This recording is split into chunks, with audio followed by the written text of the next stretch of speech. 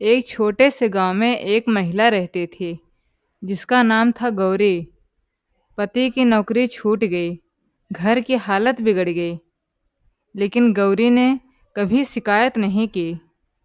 लोग ताने मारते, इतना सब्र किस काम का। गौरी बस मुस्कुरा कर कहती, वक्त बदलता है और सब्र करने वालों का ईश्वर साथ भी नहीं छोड़ता। कुछ ही महीनों बाद उसके पति को फिर से नौकरी मिली, इस बार पहले से दोगुनी तनख्वाह पर। गांव वाले हैरान रह गए। गौरी ने कहा, सब्र का फल हमेशा मीठा होता है, बस भरोसा मत खोइए। गौरी के घर खुशियां लौट आई थी, लेकिन असली इम्तिहान अभी बाकी था। पति की नई नौकरी में अचानक एक बड़ा प्रोजेक्ट आया, जिसमें बहुत मेहनत और समय लगता था। लोग फिर बातें बनाने लगे, अब तो घर टूटेगा, वक्त ही नहीं देगा।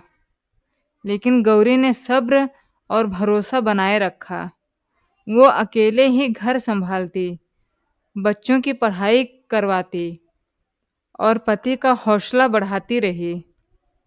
कुछ महीनों बाद वही प्रोजेक्ट इतना सफल हुआ कि उनके पति का प्रमोशन हो गया और परिवार की पहचान दूर दूर तक फैल गई।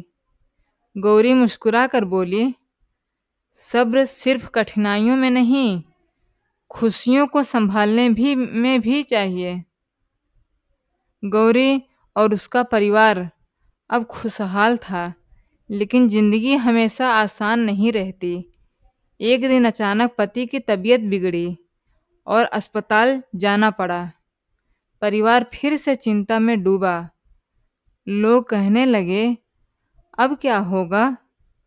लेकिन गौरी ने इस बार भी सब्र नहीं छोड़ा।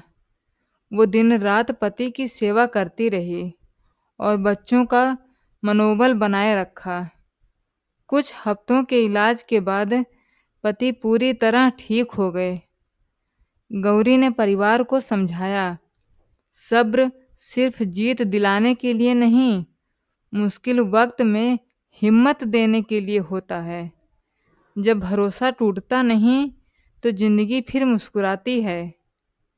गौरी के जीवन की कठिनाइयां खत्म नहीं हुई थी, लेकिन उसका विश्वास अडिग था। पति की सेहत सुधरने के बाद बच्चों की पढ़ाई का बड़ा खर्च सामने आया। गांव वाले फिर बोले, इतने पैसों का इंतजाम कैसे होगा। गौरी ने इस बार भी धैर्य नहीं छोड़ा।